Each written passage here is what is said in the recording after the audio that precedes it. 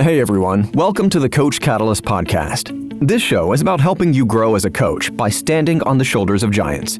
Each show, you get a different mentor in your ear. The early motivations, the successes, the failures, the tools, the tricks, and the insight into where the industry is going. All of it so you can make your own dent in the world.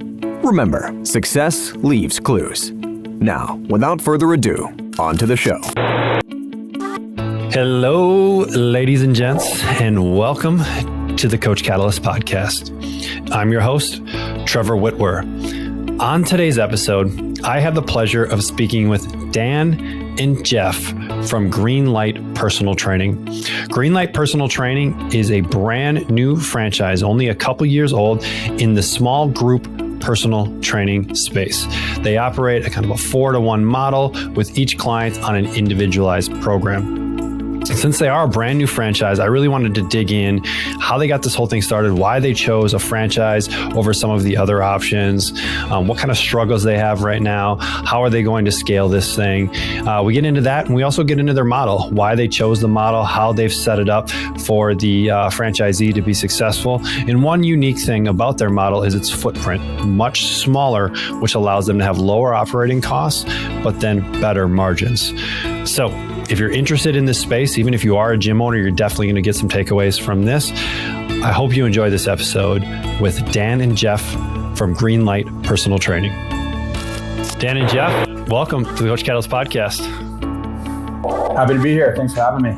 Yeah, thanks for having us. Yeah, it's gonna be fun. So we're gonna get into what you guys are currently doing now with Greenlight Personal Training in the franchise. But before that, we want to get the backstory on this podcast, and so let's go back to like how you guys first met. What was going on? Where are you at? And we'll go from there. Dan, you want to handle that one? Yeah, sure. Well, Jeff and I, funnily enough, both own CrossFit gyms in the city of Toronto, Canada. And you opened yours in what, 2010? Yep. Yeah, and I opened mine in 2011. And funnily enough, we never met for about 8.5 years of operation there. I don't think we met each other, probably knew who each other was, but our gyms were far enough away from a geographical standpoint that weren't really in competition. And so we never really crossed paths until we both joined a mentorship group and then further into that became mentors in that mentorship group. And that kind of brought us closer together, and we were able to start sharing ideas and kind of shooting the shit. And it kind of grew from there. Jeff, do you feel like that's an accurate story? Yeah, except for he just kind of glossed over that I started before him. So it's just, that's an important highlight there. No, yeah. We had been chatting for years about ways that we can try to collaborate. And I got a ton of respect for Dan, and I've had respect for him for a really long time. So when an opportunity came up that we were both really excited about and a chance to build something new, it was just a big, huge yes for me. And I mean, you guys are both still operating your gyms currently, right? As you're kind of moving into this new business adventure as well. Yeah, I mean, I'm more so than Jeff probably is from a day-to-day standpoint, but they're still in the portfolio, as they say. Yeah. I mean, and opening the gyms in 2010, 2011, I mean, that's 10, 12 years of having a gym open. So like, that's a huge accomplishment in and of itself for one of the most volatile industries that we have. So congrats on that. And so eventually you guys were like, hey, we need to do something different. Like so we started a franchise, right? But like, that's not like a simple, like, hey, let's just go start a franchise and I'll go online and get my LLC and like, hey, we have this up. So let's go back to like, how did that even start coming up? We had some crazy ideas early that are very different than what we fall into right now and kind of established with Greenlight. But I think we were just kind of throwing a bunch of proverbial crap against the wall, and trying to see what stuck. And one of the things that always interested me, and if you had asked me, 5 years ago, hey, like if you could do this all over again, what would you do? And I'd have been small group personal training. I think that would have been a quick answer, being like, charge more, less clients, smaller space. Boom, let's do that. And then Dan and I were kind of working through the specifics of what that would look like when we kind of settled on, hey, like maybe that's a model that could work. But then we realized that, hey, we actually know guys that are already running this. We know that this model works, and it works very well. Why don't we go talk to them and bring them in? Actually, we asked them I think we asked them to purchase their product at first, and then they were like, wait, no, we want in. We want to be partners. And we kind of high-fived through the phones over the middle of COVID and decided that, yeah, this is actually a really great idea. Let's move forward with this. So when you say small group personal training, I mean, we have all these terminologies in the fitness world. We have like semi-private, and we have small group. We have small group personal training. We have large group personal training. There's no like clear definitions of what these things are. So how would you guys describe small group personal training and what you're trying to do with Greenlight? I can take that. Yeah. So the way that we kind of define it is our studio is run on a 1-on-4 trainer to client model. Each client individually has every piece of equipment they would ever need at their own station. And that one coach provides personalized programs specific to each of those individuals. So if you look at that as a model, it's kind of like actual personal training. Not everyone's doing the same program, but maybe just kind of shifting things around to suit their needs. These are personalized programs specific to that client based on the, assessments that we've done with them. And one coach is delivering that to up to 4 clients at one time. Got it. So, but this is way different than what you guys are like, we're in or currently are in, right? Like, I mean, you're going from large group model, one workout for 15, 20 people at one time. Here's what we're doing. Let's go, to this kind of very individualized approach, basically personal training, but just done in a more efficient format. And so why this shift? Did you kind of just understand the limitations that were in that big group model and felt like this was better, or was there a different thought process behind that? Yeah, I think it was to solve 3 main problems that we identified. And how we identified them was not only through our own experience, and Jeff can stop me at any time, but our own experience running gyms, right, to then mentoring other gyms. It's like, okay, we've seen it all. So what are the main problems that are kind of rising here in the industry? And the 3 that we landed on were, number 1, from a client perspective, clients at the majority of gyms do not reach the goals that they're looking to achieve. That is definitely evident in big box gyms, and most of the time in, group training facilities as well. There's lots of other benefits they get, but in terms of those actual goals that people set out, whether it's weight loss, body composition, performance, not many achieve what they set out to do. So that's the client side of things. The other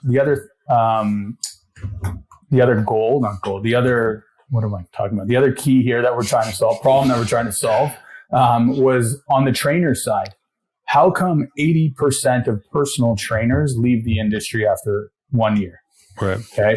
Why can they not create a sustainable career in this industry? Why are so many of them trying to go online and, try to build a life that way, living in, Thailand on a computer, trying to coach people?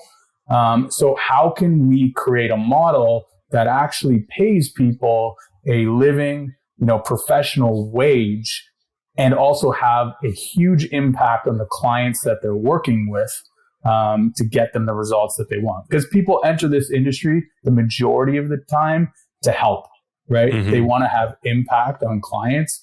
And what we saw was, yes, some impact was being had, but not a lot, or not to the fullest extent. And it couldn't be sustained because they weren't getting paid enough. So that was the second major problem. And then the third major problem, which we're very close to, was the majority of gym owners, especially the ones that we mentored, were just not cutting it from a financial perspective. They were not earning what they needed to earn. And, the industry is hard enough. The margins are razor thin. And so we wanted to create a model that actually provided enough revenue and profit for gym owners to take home and live comfortably and be able to do things that they want to do. I summed that up pretty good, Jeff. Yeah, I loved it. My favorite thing about Coach Catalyst. My favorite thing about Coach Catalyst. One of the things I love most about Coach Catalyst. There are lots of things I love about Coach Catalyst. And the reason why I love Coach Catalyst is that the accountability off the back of that is simplicity. The support is amazing. It allows me to give so much of me to my clients. It's the drip feeding of content. I can schedule lessons for my clients in advance. Game changer for freeing up time. It gives me my time back. It's so simple and so easy. Hi, I'm Kane, the founder of Coach Catalyst, the #1 accountability and communication software on the market today.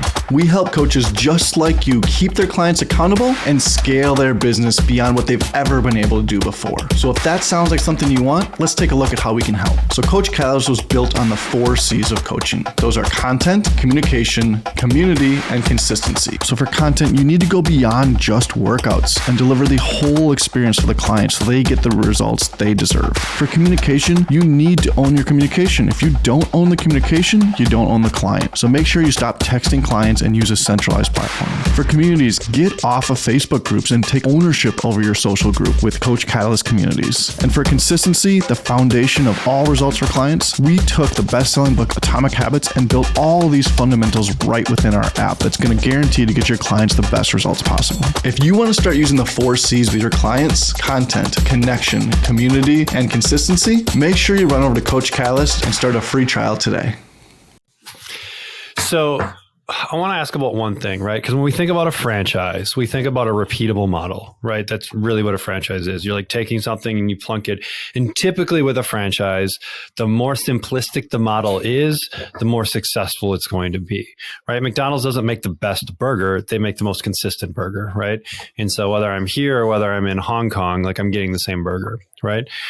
And so why did you decide, and this is really the model. So you decided to go individualized programming for everyone, right?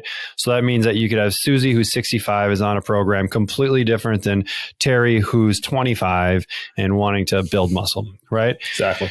So in and of itself, you're going to need a much higher skill set in order to operate, right? Like you couldn't just pull someone off the street, teach them some regressions and progressions, get them into place and have them running sessions at maybe some of the other franchises that we see around here, right? And so what made you choose that model, which is a more sophisticated model and requires a more sophisticated coach, operator, whatever we want to call it, versus a different model that's maybe more scalable with like an employee type. So does that make sense? Yeah, absolutely. The truth for that is, I think it comes down to the owner operator. It comes down to somebody being involved at the level where they've put their money on the table. Because that at that level of caring, that's where the supervision, the coaching, all of that really starts to dial in. And any coaching business that is run from afar, from what I've seen, it's very hard to run a CrossFit from afar. You have to have people on the floor that really care, and you have to pay people really well. So when you're trying to put together a model that's a little bit more complicated, yes, but I think we've actually done a really good job of streamlining like creating a journey and a transformation for somebody by making the steps very simple and very clear for the coach for the trainer to follow through on. But it allows that owner operator to be involved in the process the whole way. And by creating a situation where we can have somebody that cares that much involved in each of our studios, that is why we went franchising, is because we want to have people that are invested in each of the studios rather than trying to take this kind of ourselves. We want as many people as possible to come and join us on this journey. Franchising is such a funky word that is obviously, especially in the fitness world, probably from a coach's perspective, maybe kind of shunned a little bit. Mm-hmm. But really, we're looking for partners. We're looking for people that want to take a cleanly operated and well thought through system and an experienced system and put their love and care into it. And that is why we chose franchising. It's because we believe that gives us the best opportunity to work with the best people in our industry, the people that want to do this long term, not just as kind of a side project. So for you guys as a franchisor, you're looking for that kind of owner operator, the person that has skin in the game. They're going to be working with clients every day. You're not necessarily looking for that area developer that's like, hey, I'm going to just come in and I'm going to put in 75 locations in this area and find people to run them. Or am I off base on that? Yeah, I'll take that one again, Dan. It's somebody on the floor has to be involved in the business. Mm-hmm. So that area developer is going to be an owner in those, but they're going to have a partner that's on the floor who also has skin in the game, because that is the only thing that works in these things.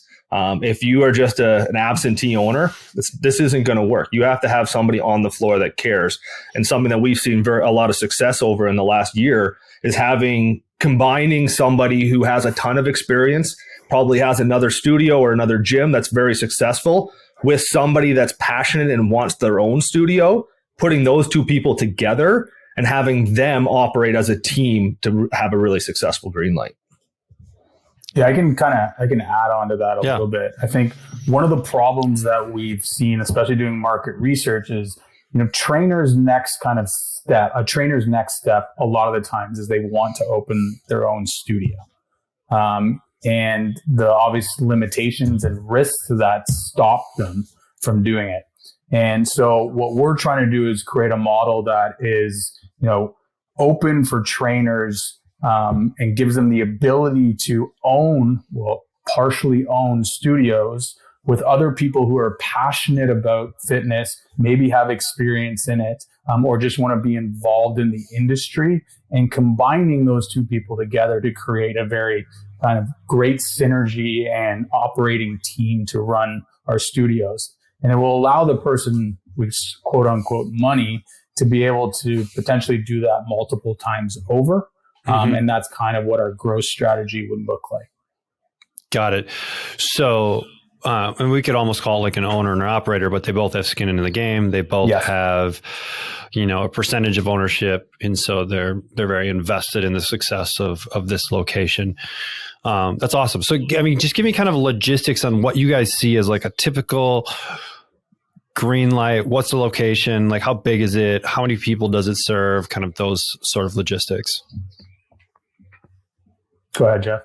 All right, I'll take that one. I think that's actually one of the reasons that we were drawn to this, kind of taking a quick step back and doing a little bit of economics on it, is how do you produce the most revenue per hour in the smallest footprint? Right. And so that's where I think, kind of going back to one of your first questions, is like, why are we so different from what we're doing with our group model? Well, the group model, in order to run 18 people, you need 5,000 square feet. It's a much bigger spot that you need. So in a Greenlight, because we're only operating 4 people at a time, one with the coach, 5 people, we can do that in 1,000 square feet. And we can pop those things up right next to Starbucks. And so you are still going to spend the money square footage wise to get a prime location, but 1,000 square feet in a prime spot is exactly where you want a Greenlight. So the staff is going to be very, very small. You're going to have 1 to 2 people operating the studio, and you're going to be looking at probably capping out at about 60 clients, and you're looking for your second studio when you get to 40. So when you say operating with 1 to 2, we have probably the one full-time trainer, and that's probably the person that has some skin in the game, an ownership stake, and then probably another part-time potential trainer that's kind of taking some evening hours or off hours that maybe the main person doesn't want. Exactly. So we run off of 4 major roles. There's a general manager that's going to be doing all the admin and hiring and the staffing side of things. Mm-hmm. There's a salesperson who's doing all our lead nurture and sales conversations. There's a trainer who's actually running the training sessions. And then there's the mentor who's running our nutrition mentoring and our onboarding sessions. Now, one person can play all those roles. Absolutely. That's kind of how we start. But it's very easy to slip the right people into the right places so that they can be very successful, because it's simple when it actually gets broken down. Okay. So from a training standpoint, my guess is in that kind of footprint, we're dealing with strength training probably being the foundation of training protocols. Yeah, that's correct. Yeah. And we don't dive too deep. I mean, our clientele, and I'm sure you might get to this, but our avatar is 38 plus years old, probably parents. A lot of people's goals when they're coming to see us are weight loss. The majority of that, obviously, as we all know, is going to happen outside of the gym. So the major habit that we get people in from a training perspective is, let's increase muscle mass, let's increase bone density through strength training, and that's what we do on floor. Right. And so you mentioned too about having like a nutrition mentor. And so tell me a little bit more about what that is and what that means. Sure. Yeah. Our program is our program's broken down into 2 clear phases in the first 13 weeks. And so when a new client comes in, they'll start with what's called our first gear program. And our first gear program has 3 simple habits associated to it. The first one is protein at every meal. The second one is 20 to 30 minutes of movement every single day. And the third habit is planning every day the night before. And so we load those into the app. And for the first 4 weeks of our client's journey, that is all we are asking the clients to do. And the reason behind that is because overwhelm is a huge piece of the puzzle when it comes to client retention. What we see a lot in many studios is, let's turn the fire hose on, let's get people to drop 15 pounds in 6 weeks because that's what they want, and then they'll stay. What it actually turns into is people not being able to maintain any of that or even keep up with the habits or instructions that they're provided. And thus it turns into a very short-term client and not a long-term client like we're looking for. So we really try to dumb it down in that first 4 weeks. In the next phase of the program, which is called our second year program, what happens there is we now start getting a little bit more complex with our nutritional habits. And we follow what we call the pick one plan. So it's picking one source of protein, one source of fat, one source of carbohydrate for each and every meal. And with that then comes in your nutritional mentor, who's there to help guide you through that process, help plan, help you with any challenges you might have along the way. And the meetings involved is 5 accountability calls basically over the course of that 9-week second year program. And that's sort of like the first 13 weeks of our client's journey. Got it. And so from a pricing structure, is it based upon the number of days that they train per week, or is it like training plus nutrition? How are you guys structuring the pricing? Yeah, if you want to break it down that way, you definitely could. We sell packages, so you're going to buy first gear as a package, second gear as a package, and a lot of times we'll actually sell first and second gear together right off the hop to the right client. So it all depends upon that sales consultational process. We sit down with them for about an hour, and by the end of that, we're able to really dial them into what exactly the right best next step for them is. There's so many variables: cost, finances, time, all that stuff. And so the clients are going to be coming in 2 to 3 times a week. So there's those 2 options for each of those gears. And then based off of that, we're able to drop in their price. And the pricing for those packages are going to be somewhere between $75 to $85 a session. Okay. Yeah. And most, that's probably going to change on like regions of like the United States too. It's not like when you're downtown New York, rent is a lot different than when you're, in the rural area of Minnesota. And so what if someone wanted to come in and just like, hey, I just want to train, like this nutrition stuff, like maybe I'm not ready, I just don't want to necessarily handle that. Can someone just come in and do the training thing? You can, but you still got to go through the consultational process. Right. So we'll still take you through the steps. And then if somebody already has training experience, then we will probably still, by the end of that conversation, most people will still really benefit from our options that we're offering, first or second gear. But if it's just a hard no, listen, Jeff, I just want to work on my strength training, then we have a 2, 3, 4, 5 option for people to just do month or every 4-week payments of ongoing training. Got it. So once they've gotten through the 2 gears, then what's the process for that client like? Yeah, so at the end of every gear, we have what's called our tune-ups. And in our tune-ups, that's kind of like where we sit down with the clients again, reevaluate their progress, celebrate all the major wins that they've had, and then kind of determine, okay, what's going to be the best next step for you. Usually at the end of second gear program, people will move into what's called our cruise control program, which ultimately is just training only with additional mentor calls, kind of, a la carte, or set once every 2 weeks, once every 3 weeks sort of thing, based on whatever the client really needs at that point. But that program's there slightly discounted at a per session basis to try to keep them in for the long haul. As a coach that runs challenges, I needed my life back. I had stuff all over the place. A Facebook group for community interaction, Google Sheets for check-ins and measurements, and was drowning in email communication. As my challenges grew past just a handful of people, I started to notice clients were falling through the cracks. I began researching virtual assistants because I just couldn't manage it all. And truthfully, the client experience was going down the drain. Luckily, a friend recommended Coach Catalyst and just told me to trust her. I'm sure glad I did. Now I can run my challenges with 2 or 200 clients with just a few clicks. The lessons get delivered on the right days, the accountability happens automatically, and most importantly, the communication is all in one spot. I even created 2 new challenges from the Coach Catalyst library. Best part, didn't have to change a thing. I used to spend 15 minutes just trying to log into all the apps I needed. Now I log in and my dashboard tells me who needs a shout out and who needs a kick in the butt in about 15 seconds. I feel like a huge weight is lifted off of my shoulders. I can finally spend my time coaching again instead of worrying about all the admin work. Do your brain a favor and get Coach Catalyst. So more of a kind of a business question around the franchise. Why do a franchise versus a license? For us, is that yeah? Okay. What do you? I mean, control. Okay, I was going to say it had to be something you talk about, right? Because a license is fairly doing a license is fairly easy, very straightforward.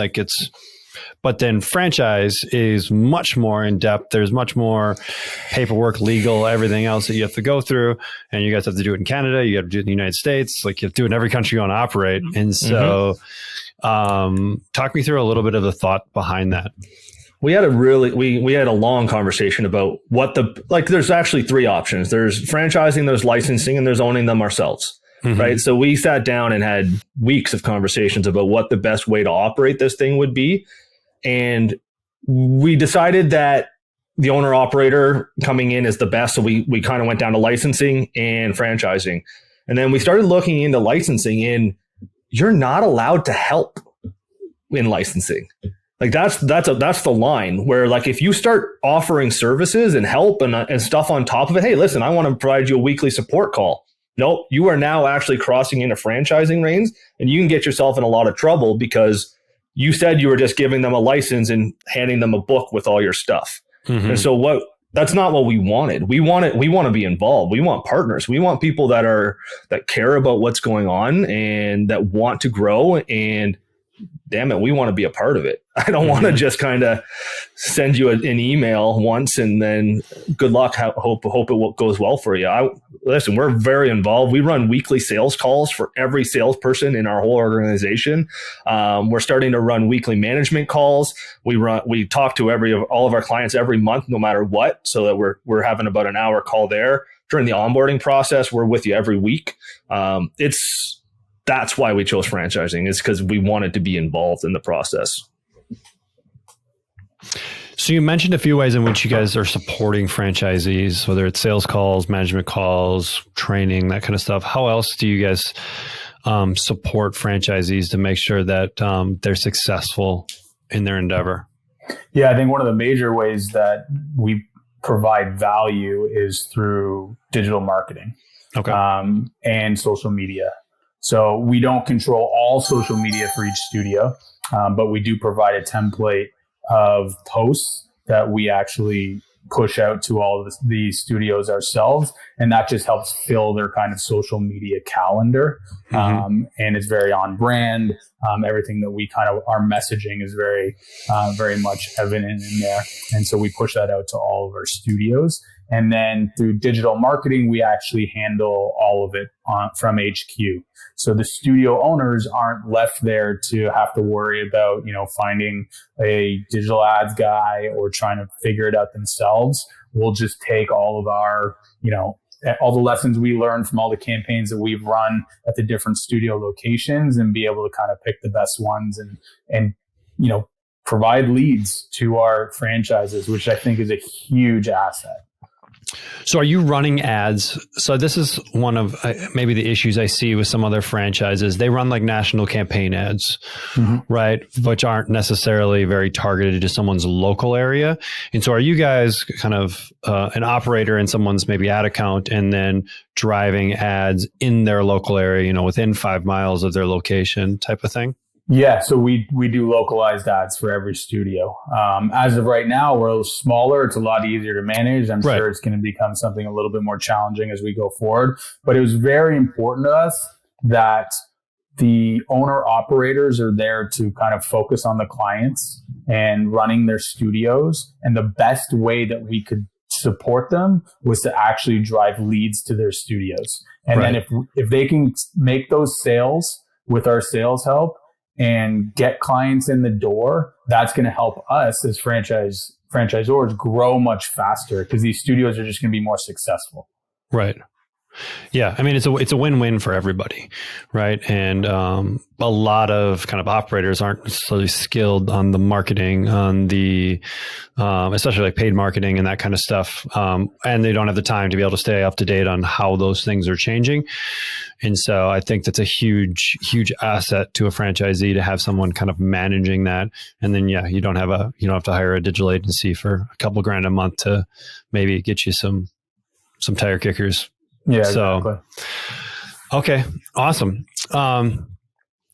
So tell me a little bit more about, I want to know a little bit more about the studios. So do you have like any kind of ancillary? So we have this revenue stream right here from the kind of main core offering, training. We have the gear stuff. Do you have other kind of ways to help kind of increase client value to a studio at this point? Jeff frozen again. At this point, we don't. Yeah, at this point, we don't.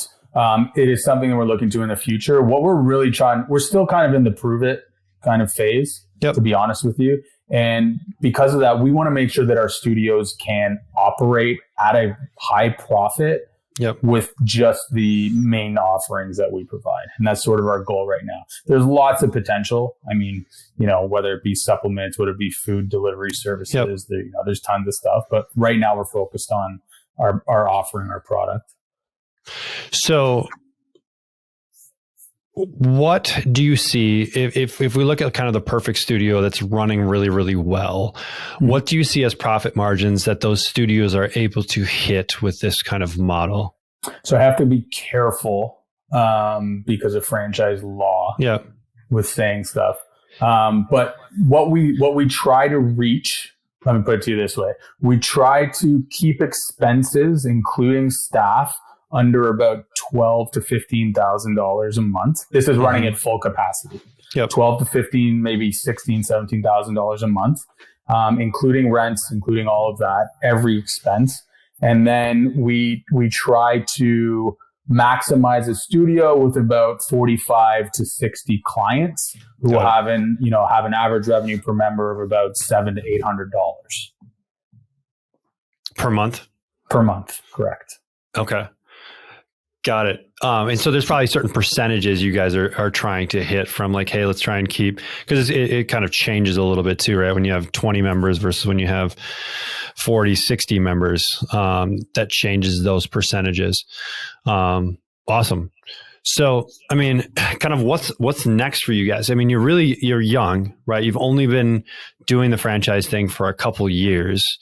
And so like, what's next? What's the next step for you guys to keep moving this thing forward? I mean, for us, it's finding the right partners. I think there's different challenges in franchising, from getting from 0 to 10 studios, then 10 to 50, and then 50 to 100. I mean, those are very different kind of phases of growth. Right. So for us right now, we're at 4 studios. And so we're trying to get to 10 with some partners on the ground floor here who really want to grow with us. And the ones that we have so far are those exact type of people. And then once we get to 10, I think things start to open up a little bit into our ability to attract owners who may want to purchase multiple. Right. And that's a huge strategy for a lot of franchises. Don't bring someone in who just wants to buy one, bring someone in who wants to buy multiple, and then you obviously maximize your growth that way. Right. But that's really what we're looking for. So for right now, we're like ultra focused, tunnel vision on getting to 10 with the right partners. So if someone is maybe looking for a model that they want to use, like why choose Greenlight versus other kind of players that are on the market? I mean, it depends on where you're coming from. So if you're a trainer who has always wanted to open their own gym, maybe you don't have the resources to do it fully on your own, or maybe you don't have the business kind of acumen in order to do it. Well, if you think you're a great coach, this is the model for you, because you want to have large impact on people. And our motto is less clients, more impact. And so, you're not opening a gym where you're going to have 200 members. You're going to open a gym where you're going to max out at about 50 to 60, but you're going to change lives through transformations. You're going to take home a great profit margin. And you're going to be able to employ 1 or 2 other trainers and provide an actual career for them. And that's sort of our offer statement. That's anyone who resonates with that, I think, is the person we're looking for. Right. And do you help someone? So location is important, right? Yep. A one-on-one personal training model doesn't work everywhere because of its price point. And so you need certain demographics in order for that to be a successful business model. And so do you guys give some guidance around like, okay, hey, you're in this city, this is where you live, so we need to kind of work within those parameters, but based upon this city, we can look at different demographics and where, data that's public to us and look at locations that way?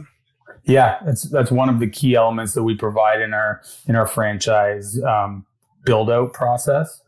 So we basically do exactly what you just said. We kind of help the new franchisee find the perfect location, from a price point for their lease to a demographic of the population in the surrounding area, to even neighboring businesses, and where their signage is going to be located. We kind of take in a lot of different factors to determine what's going to be, get the most amount of eyeballs on it, and as well be in an area that's going to be able to afford it from a population standpoint. And are you typically seeing Greenlights being in like retail type locations? Yeah, exactly. Like kind of strip malls. I think Jeff mentioned earlier, like if you're next to Starbucks, you're in a good place. That's going to be the type of clientele that you want. And I know a lot of franchises kind of say that, but our model actually runs well, even with a higher price point per square foot, but just in a very small overall footprint, you're able to afford it in your operating costs. Right. Yeah. I mean, that's the key. I mean, that's the ultimate game, right? In the gym business is revenue per square foot. And so the more you can increase that revenue and decrease that square footage, we increase profit margins, and all that. So what if there's a trainer or a coach that's like, hey, I love this and I want to do it, but maybe I don't have the funds to be able to do this, right? Do you help with almost like a matchmaking type thing where, okay, cool, we've got someone with the expertise and the gumption that wants to go and do it, and then we maybe got someone with the funds to be able to bring those two together? Yeah, I think there's 2 things there.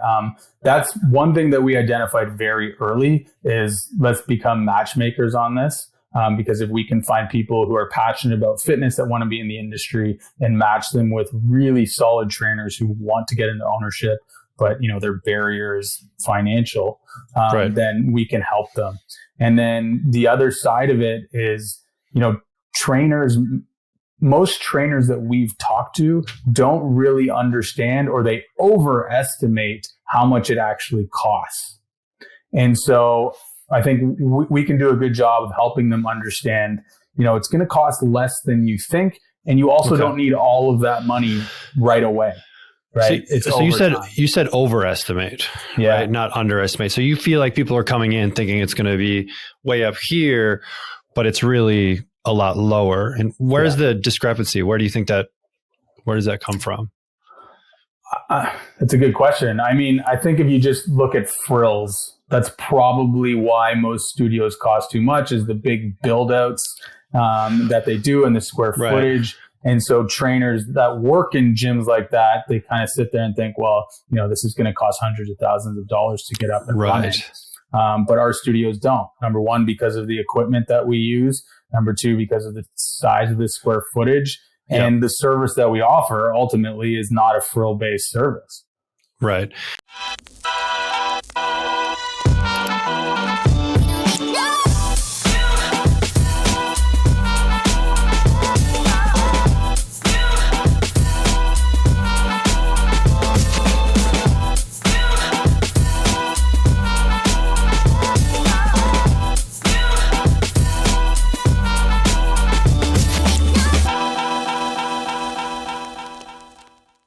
And so, it makes sense because when we look at build outs, we will look at like what's our square footage, and it's usually like X amount, $100, $120, $150 a square foot to build something out. So when you're dealing with a lot less, that definitely brings it down. And so give me an idea on your guys' footprint. And so if I were to come in and kind of look at 1,000 square feet facility, what does the footprint look like? I'll jump back in here. Yeah. So you're going to look at probably about 600, 800 square feet of floor space for the gym. Some matting. You're going to have a single bathroom, probably wheelchair accessible, but just one. And then you're going to have a reception desk at the front, near the front door, depending on the layout of your space. And you're going to have a consultation area with 2 comfy chairs and a table so that you can have some great sales conversations. And that's going to be the flat out build out of your studio. So from like a training area, do you guys have like back to back racks? So it's like 2 on one side, 2 on the other, or is it like one big straight line, or does it matter? It all depends. The trick, what we have found is the best setup is having the trainer be central. So if you can do 2 on one side, 2 on the other side facing each other with the racks up against the wall, you're going to have the best access to running a 4-person class or 4-person session as easy as possible. We do have another studio that's getting built out right now that has actually 4 along one wall. And we think that's going to be a really nice sharp look as well, and still keep a ton of access. But it's each station is centralized by a 4x4 rig, like a four post rig. Got it. Cool. What is just general, it's going to be a range, but like for a build out for a facility, what are you guys seeing as the range? 40 to 60K. 40. So so significantly less. Yeah. Significantly less than what I would have thought. Okay, cool. So you're kind of right on, right? Yeah. So my facility, you could spend a lot more. Don't worry. Like you can, but that's going to be a franchisee decision, not our decision. We'll give you the basics and everything you need to be successful. So yeah, I like it. So asking you guys, and maybe I can ask you guys each independently, but what's your biggest challenge right now as a franchisor? You're young, you're getting started, you're kind of working out some of the early kinks. Like Dan, let's start with you. What do you feel like is the biggest challenge you have right now in growing this thing? Our biggest challenge, to me, there's 2 things. Number one, it's making sure that the studios that we have open get to the numbers that we know they can get to. And the reason being, at the end of the day, someone's going to want to invest in you if you can show the output that it can provide them as a potential investment. So that's what we're working really diligently on with our partners. And then the second thing is just getting our name out there, we call it a movement. We want to get our movement known to people and the reasons behind it, because I think we're filling a need right now. There's a gap here where, a lot of people are going online, which is totally cool. A lot of the smaller gyms have been flushed away because of COVID. And there's actually a bit of a resurgence of the big box gyms coming in, really cheap. And people now more conscious than ever about exercise due to COVID. They're starting to join those low priced gyms. Unbeknownst to them, they don't know what they're doing when they go in there, or they don't last very long when they get there. So I think the, kind of like all in type of small footprint studio where we really focus on a client and the client's goals is something that's, there's a bit of a gap in the market that we're ready to fill. Cool. Jeff, same question for you. What do you feel like is one of the biggest challenges from your biggest challenges? I kind of go side by side with Dan's number two is just building trust. Dan and I've been in the fitness industry for 20 years. Been doing this for a really long time. Started playing as a hockey player and strength and conditioning when I was 14. This has been a big part of my life for a really long time. And what we have is strong. We have a ton of experience. We have probably the best management system team you're going to find. Like the people are just insanely good. Not including, or maybe including Dan and I. But it's just about getting our word out there and building that trust with more and more people, is something that is personally I can speak to is very difficult to be kind of social and get on these podcasts and have these conversations. But that is probably the thing that I struggle with most personally is trying to build the trust with people in our industry, because rightfully so, they're slow to warm up, but I'll win them over eventually. Right. Yeah, I think there's one more thing in there is that it's starting to understand the franchise game, because it's way different than, owning gyms. It's just a different beast. So, we're getting our feet wet in it, and we want to take it a little bit of a different way than probably the traditional franchise does. But that is a major challenge for us in the beginning here. Dan, elaborate on that a little bit more, taking it in a different way. How do you feel like what's the different way for you guys? So the biggest thing that we talk to other franchisees from different companies, and the number one thing that we keep hearing is just the lack of support that these guys get from their franchisor. And that's not why we got involved or chose to franchise. We chose to franchise so that we could have more impact with the people that we call them partners, the partners that we're working with. And so we wanted to be able to continue to provide that at scale up to 100, 200 franchisees. And that's really, really important for us in our model and our vision. Yeah, that's awesome.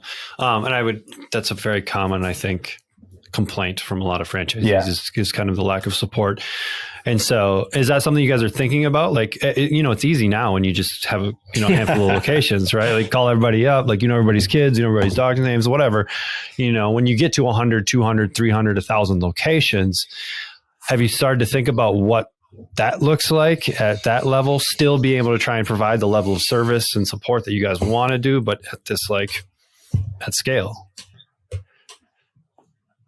Thinking about it, yes. Sorry, I don't think I have a solution yet. Quite honestly, I'll be honest. It's having kind of run different scales and different businesses. You don't really know the issues that you're going to run into and the specifics until you're kind of been in them for a month, and then you realize you're in something new. But as long as we stay focused on the success of our franchises at a one-to-one level, I don't see it ever being an issue for us, because we're just going to continue to reinvest back into each of our franchises. I see a little bit of the light early on here, because we've just been taking so much feedback from the franchisees that we do have. And these are people that are with us on the ground floor, and probably, some of the best potential to move with us as we continue to grow. It's like, opening your first gym, like you start with just you working in it, and then you have a bunch of clients who turn into coaches. It's like that similar sort of progression. It's like the people that help you early on you can grow with them and they can grow with the company and take on potentially bigger roles if they want. But because they're in it and they're providing such good feedback, they know the system just as well as we do. Mm-hmm. Yeah, everyone's kind of first gym, if anyone's done multiple gyms, their first gym is kind of this mismatch of everything that's in their brain, and there's no cohesiveness to it. And the next one gets a little bit better, and then the next one gets a little bit better. But I mean, really what you guys have done is like, all right, here's just the best model. And you don't need to necessarily go through all these iterations to try and get here. And you're able to iterate a little bit as you go along based upon what you're seeing with these different franchisees and where their success is. So that kind of leads into my next question. Is there anything you guys have kind of changed your mind about or thought something was going to be a certain way? Like, hey, we're going to do it this way. But then you started, working with franchisees and all of a sudden it was like, oh, we need to shift. We need to adapt because what we thought was how it was going to happen is not how it's actually happening. Is there anything that comes to mind with that for either of you? Couple things. Sure. I kind of want to, the development is still in progress. I like what you're saying. Like it's an iteration because it's like you're 95% there, but we're never done growing. I think that if we ever stop growing or stop trying to make our program better, that's when we should leave. That's when we're not going to be serving our franchisees as well as we possibly can. As an example, early on, we started with just a single entry point for our clients, 9 weeks. That was it. That's all we offered. And then from the feedback that we were getting from our clients and from the franchisees was that, hey, listen, we need an easier entry point. We need a shorter entry point that we have so many people that are want to do the 9 weeks, but want to start somewhere a little bit lighter than that. Mm-hmm. And so that's when we added in first gear. And that first gear has kind of taken us from, it's just our close percentages have gone through the roof because we have that option for them now. Yeah, I think the other thing that we've that has kind of changed and helped us propel and become a better service and product is here's a shout out, the integration of using Coach Catalyst as a back end for our app. Well, we started our programs and the mentoring side of the program, especially using spreadsheets and a different app just for training. Right. And so us being able to kind of bring everything together has allowed, our system to be way more streamlined and the service just to be so much better. And we're always open to kind of improving things that way. It's just going to help everyone. As a gym owner, Coach Catalyst is the key to having low turnover. For several years, I struggled and spent 10 to 20 hours a week communicating with clients via phone calls, Facebook Messenger, email, and text messages. I had tried everything to make my life more efficient. I was at my wit's end. And then I found Coach Catalyst. Since starting the software, I have found a life again, and my clients are thanking me for being so involved in their fitness life. I've cut my daily commitment to interacting with over 300 clients to under 15 minutes a day and have streamlined my 6-week challenges. I couldn't recommend it more. I just don't know if I would even be here today if it wasn't for Coach Catalyst. If you don't have an account already, you're missing out and not helping the people you could be. I mean, honestly, I think that's the key, right? Is I think sometimes franchises say like, here's our model, right? And this is what we're sticking to, but times change, market changes, people change. And if you're not willing to kind of adapt to the changes that are happening in the marketplace, not necessarily cannibalizing your entire model and going with something different, right? But like making little tweaks here and there, right? Finding that balance, but always looking for ways of improvement. But I think there's a fine line there too. And I've seen franchises or kind of been part of them to an extent. And you see sometimes people just change stuff to change stuff and they end up putting a lot of stress on the franchisees because it's like, oh, we need this update. We need this update. Oh, you need this one. Okay, here's another 10K for this and another 10K for that. And they end up like stretching their franchises so thin because they're always trying to, keep up with things or keep up with everything that's going on. And so there's a balance there. Is that something you guys have kind of thought about? Is like, how do we balance progression, but also not, stressing our franchisees out because we're changing stuff every 4 weeks? So Dan and I own and operate a Greenlight in Oakville. and it's our testing ground. So we'll spend 2-3 months working through stuff before we even come near bringing it towards a franchisee. Cool. So we still have some testing grounds. We still have a really great opportunity to get our hands dirty and make sure that what we're presenting is actually an improvement to the system. Like you said, not just hey, let's change something for the sake of changing it. And listen, we've been in the game long enough to have made that mistake enough times that I think that's kind of something that we always step back and be like, hey, listen, do we actually need to make a change right now? Or are we just trying to find some busy work for ourselves? So, yeah, I think it comes down to, staying true to our vision and just our values on, we're delivering a coaching service. I don't know how much coaching has actually changed, like the true coaching that gets kind of clients results with accountability and stuff like that. Different tools are, now available. But coaching is coaching, and coaching is built off of relationships. And so, that's going to be the kind of guiding light of the success of our studios, is if the trainers and managers are able to build solid relationships with clients, then generally that business is not going to fail. So you guys are coming out of the CrossFit world, and one thing that is very unique to CrossFit is the ability to create culture and the ability to create this environment that is just like contagious to an extent. Like that is hands down one of the things that CrossFit does better than anyone else, is they create this culture.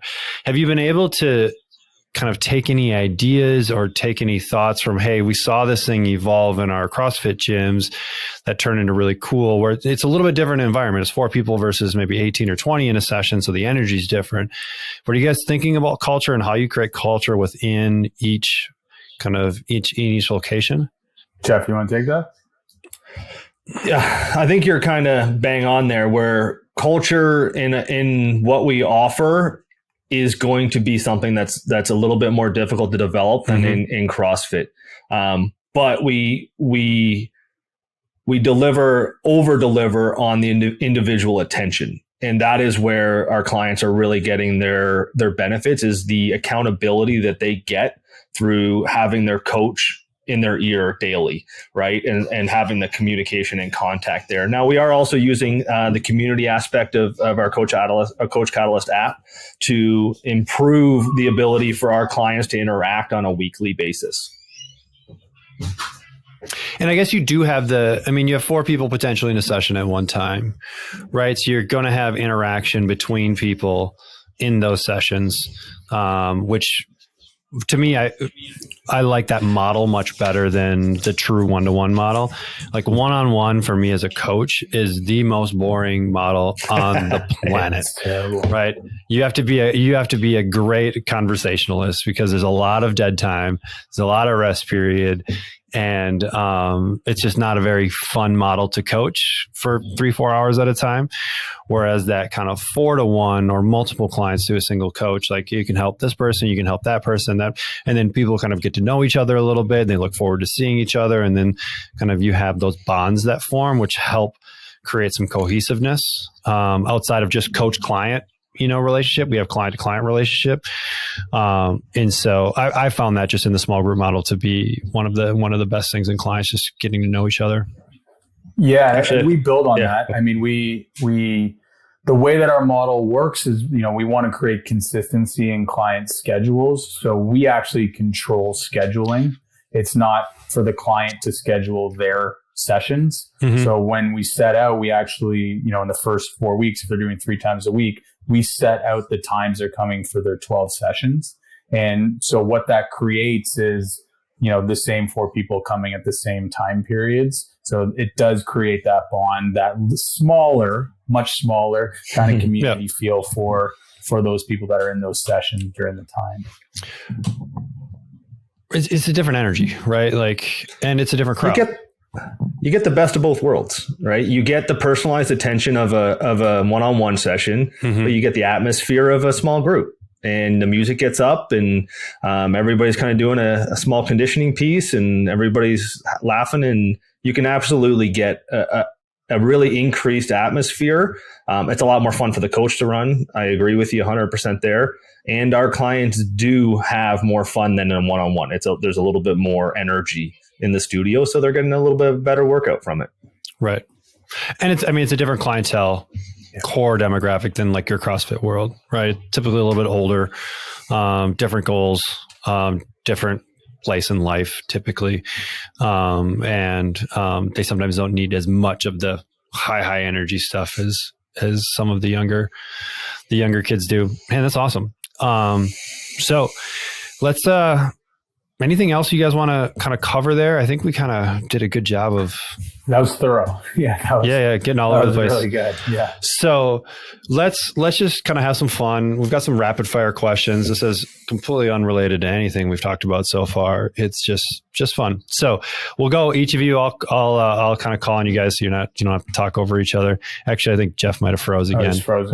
We'll see if he comes back. If not, Dan, you can just handle these solo. So first one, taco, burrito, or quesadilla? Taco. Am I giving reasoning or am I? Well, I mean, sometimes I want to dig a little bit more because it's always interesting. I feel like taco, you can get a lot of variety at the same sitting. Yeah. Do you guys have good tacos in Toronto? We got great food here. So yeah, lots of very multicultural. So lots of different cuisines. I was gonna say Toronto is definitely a hub. So there's plenty of culture. There's like a taco district. So there's a taco district? Yeah, they call it. There's there's probably like 6 or 7 restaurants that serve tacos in like this area. Oh, that's legit. That's awesome. Yeah, it's pretty cool. That's awesome. All right, next one. What cartoon world would you live in if you could live in one for a week? What cartoon world would you live in? You might have to think back to your childhood days. Oh man. What was that show called? Thundercats. Thundercats. I have never heard that one yet. That is the first. Do you know the show, it. Thundercats? Just very briefly. So you have to kind of give me the premise of Thundercats. To be very honest with you, it's the first thing that came to mind, and that's why I shot it out there. So. All right, I like it. It was my favorite cartoon. Yeah, that's what we want. Okay. Jeff, you missed the first one, so I'm gonna come back to you. Taco, burrito, or quesadilla? Burrito. Not Toronto guy, but burrito. Interesting. Burrito. And then Jeff, if you could live in a cartoon world, any cartoon world for a week, what cartoon world do you live in? Oh God, I'm gonna Dragon Ball Z. Dragon Ball Z. I got a little bit of an anime. All right. Kicking me. So yeah. My 6-year-old right now is really into Pokemon cards, but he has no idea what any of them do, and I can't help because I never really got into that. So, but he just always wants Pokemon cards, and so we get them for him. All rage. Yeah, right.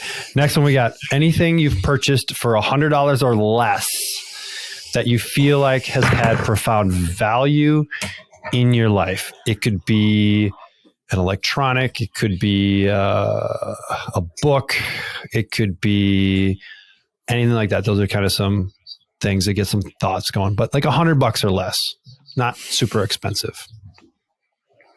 What do you got? Anything coming to mind? Anything popping to mind? I'll just let whoever gets it first. What costs less than $100 these days? That's I know, right? The real question. Anything coming to mind? Any recent purchases that were like, oh man, that was awesome. That wasn't really expensive. I bought a Chuck It for my dog. Is that like long? Yeah. So you can throw you don't get your hands dirty, and my God, you can throw that thing. Yeah, I got those. They're the best. There you go. That's my answer. The Chuck It. There you go. I like it. Dan, you have anything to add, or we have to phone a friend? No, I think I'll have to phone a friend. I can't think of anything. Mine would be dog related too. So, all right. If you think of anything before we get off, feel free to throw it on. All right. Next one. If you could have dinner with anyone on the planet, past or present, who would you want to sit down with and break bread and have a conversation with? Past or present, alive or dead, doesn't matter. These are tough. Wow. No right answer here. No right answer. Winston Churchill. Okay. Are you a big history buff? Not so much. My old man used to be obsessed with them, and so I kind of picked up stuff through that. I always thought he was insightful, but never really dig into your historical figures is my advice, though. Don't dig too deep because they lose their lore, right? They're just people. Yeah, right.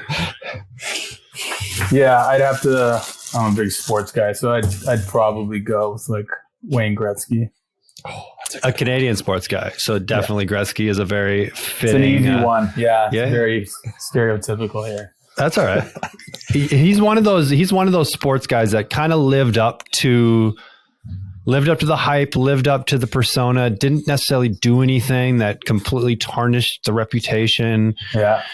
And so, I mean, you see that with a lot of sports figures, right? Like they maybe do great things, but maybe as a human being or as a person, they just don't quite live up to it. And so, for someone in the spotlight for that long, right? Like LeBron James is similar now. It's just been in the spotlight for so long, but it's been able to like not make that bad decision that then tarnishes their name anywhere. Right. Yeah. It's funny you say LeBron. I mean, one, he just broke the scoring record, but that his is especially, I think, impressive because from like 12 years on, like 12-year-old, 13-year-old, he was like crowned as the next thing. Yeah. And to be able to like live up to that all the way through a high school career and a professional career and become the all-time leading scoring champion, like that is, there's so many kids that in high school they get crowned as like the next best thing and they fizzle out and they don't even do anything in college.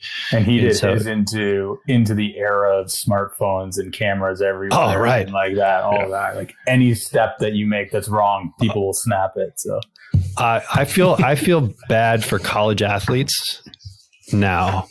Like I know what I was like in college. And so I'm really glad there weren't smartphones and all that fun stuff around as a college athlete. Cause like you're young and you do stupid stuff. Sure.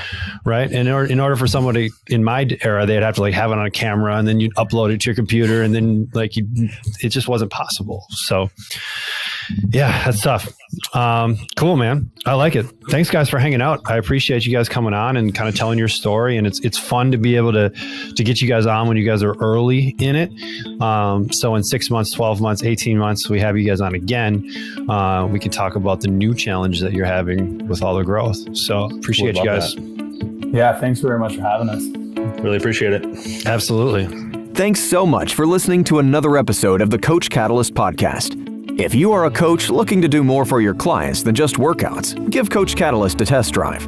Try it for 14 days. Jump on call with your personal strategy coach, Ashley, and see how easy technology can be, all for free. Tell them Trevor sent you. Until next time, keep changing lives.